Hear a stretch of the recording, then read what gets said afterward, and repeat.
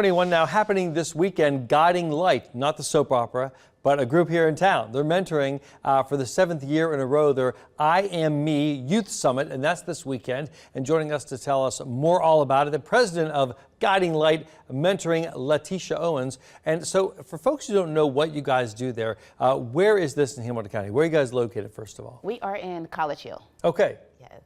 And it's where you guys are doing you're partnering with Talbot House on this? Yes, I think it's Talbot House, the Hamilton County Summer Youth Employment Program. That's right. Yes. I've heard, we've had guests on talking about getting those kids jobs for the summer and how that really helps keep them maybe out of trouble, doing something productive and earning a paycheck, which is always good.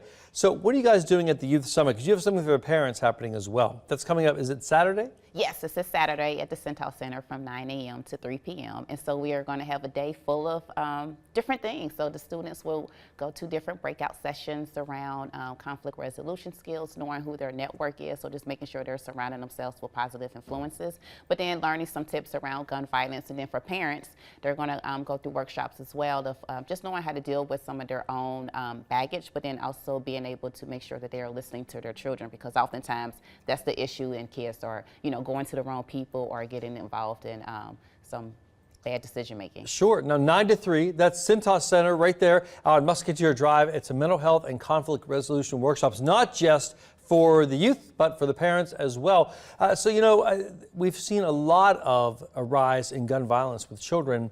Is it, and with you working with these young people, do you find that they seem to be adjacent to it, or there's something they're getting sort of sucked into, not maybe by their own choice? Yeah, I would say a lot of it's just getting sucked into based on environment, based on just peers, and I think just not anyone listening to them and not having a safe space. So if someone doesn't feel that they can come to an adult to talk about it, or that space is inviting for them, then they kind of like take things into their own matters. And you want to have a network of maybe not just your own peers, because they might be making the same bad decisions as you, but maybe an adult. If you can't go to your parents, because sometimes people don't want it, like, oh, I'm afraid my parents are going to overreact on this, but you want to have an adult person you can maybe bounce it off of and get some good advice. Do you feel like a lot of kids have that person in their life?